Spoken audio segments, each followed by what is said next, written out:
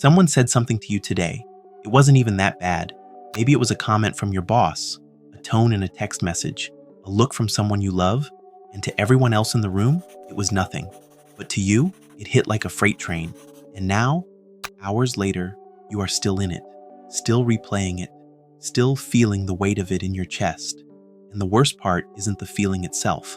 The worst part is what you tell yourself after. Why am I so sensitive? Why can't I just let things go? Why does everything hit me this hard? You have probably been told your whole life to toughen up, not take things so personally, stop overreacting. You have tried. God, you have tried. Here's what nobody ever told you. The diagnosis you have been given is wrong. You are not broken. You are not weak. You are not too much. Your nervous system is just wired differently. And today, you're going to look at the exact neuroscience that proves it. Let's start with your hardware, because this is not a personality flaw. This is not a character weakness. This is biology. Think about how a radio antenna works. Most people have a standard antenna. Pick up the main signal, the obvious stuff, loud stuff, and they filter out the rest. Your antenna picks up everything. Neuroscientists have a name for this. They call it low sensory gating. Most nervous systems have a built-in filter, a biological bouncer that stands at the door of your brain and decides what gets in and what doesn't. The bouncer lets everyone in. Texture of the chair you're sitting on, slight irritation in someone's voice, energy in a room before anyone says a word, meaning behind a pause in a conversation. All of it gets in. All of it gets processed. All of it gets felt. This is why you walk into a party and feel exhausted within an hour. This is why a tense meeting stays with you for the rest of the day. This is why one harsh comment can override 100 good ones. You are not overreacting. Your nervous system is doing exactly what it is designed to do. It is just designed to do it at a much higher volume than everyone else. Now here's where it gets interesting. There's a second piece of your wiring. It explains something that has probably confused you your entire life. You don't just notice how other people feel, you feel it in your own body. Your friend is anxious before a job interview, and you feel anxious too, even though it is not your interview.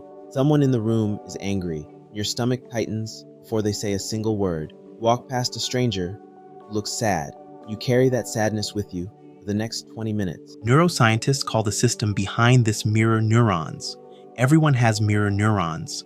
They allow us to empathize, to understand that someone else is in pain. But for you, your mirror neuron system is hyperactive. You don't just understand that someone is in pain. Your nervous system physically simulates their pain inside your own body. You are not imagining it. You are not being dramatic. Your brain is literally running their emotional experience as if it were your own. Think about what that means. Every single day, you are processing your own emotions plus pieces of everyone else's. No wonder you're tired. This is not weakness. This is the most sophisticated empathy system nature ever built. The problem is that nobody ever handed you a manual for it. Here's the question that should stop you in your tracks. If feeling everything this intensely is so exhausting, if it creates so much pain, why did evolution keep it?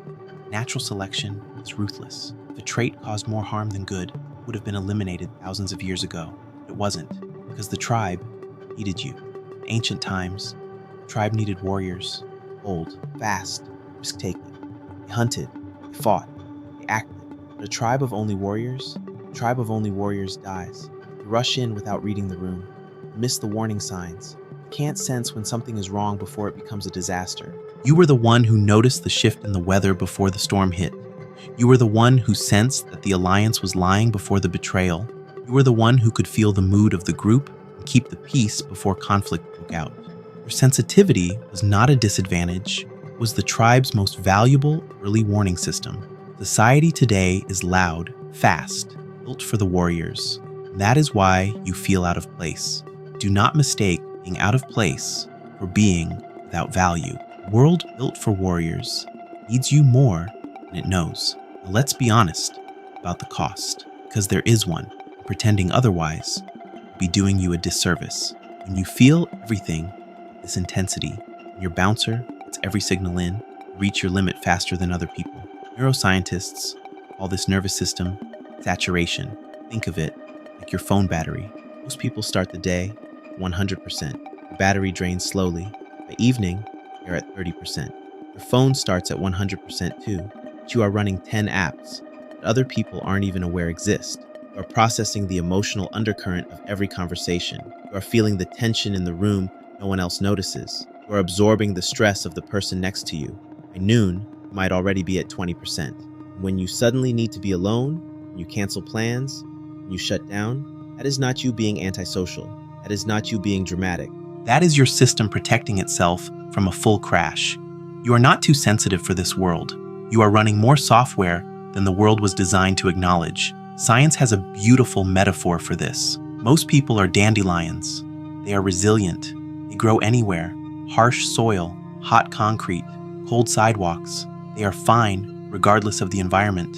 But you are an orchid. And for years, you have probably blamed yourself for not being a dandelion. But here's what the research actually shows.